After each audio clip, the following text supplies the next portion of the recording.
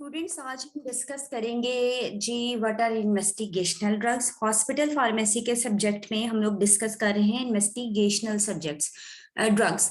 क्यों investigational drugs को discuss कर रहे हैं? बिकॉज भी आपने एक पिछले लेक्चर में देखा कि हॉस्पिटल फार्मासिस्ट का काम है इन्वेस्टिगेशनल ड्रग्स के साथ डील करना। He can be a member of the committee that is dealing with the investigational drugs. अब ये इन्वेस्टिगेशनल ड्रग्स हैं क्या? तो ये वो ड्रग्स हैं, ये वो सब्सटेंसेस हैं जो कि आपके लैब के अंदर टेस्टेड हैं। आपने लैब टेस्ट इसके ऊपर कर लिए हैं। अब एफडीए ने, फूड एंड ड्रग एडमिनिस्ट्रेशन ने इसे अप्रूव कर दिया कि अब आप इसे पब्लिक के ऊपर, पेशेंट्स के अंदर यानी कि ह्यूमन बीइंग के अंदर, पीपल के अंदर आप इसे इन्वेस्टिगेट करें, टेस्ट करें, इस्तेमाल करें।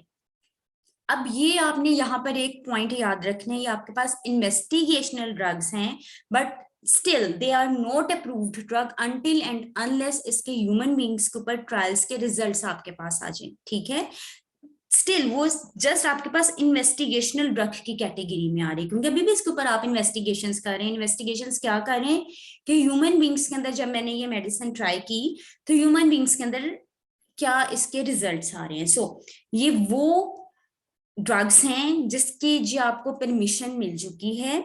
कि परमिशन क्या मिली है जी, आप अब अपने लैब से बाहर निकलें और ह्यूमन बीइंग्स के अंदर इसके ऊपर आप क्लिनिकल ट्रायल्स करें।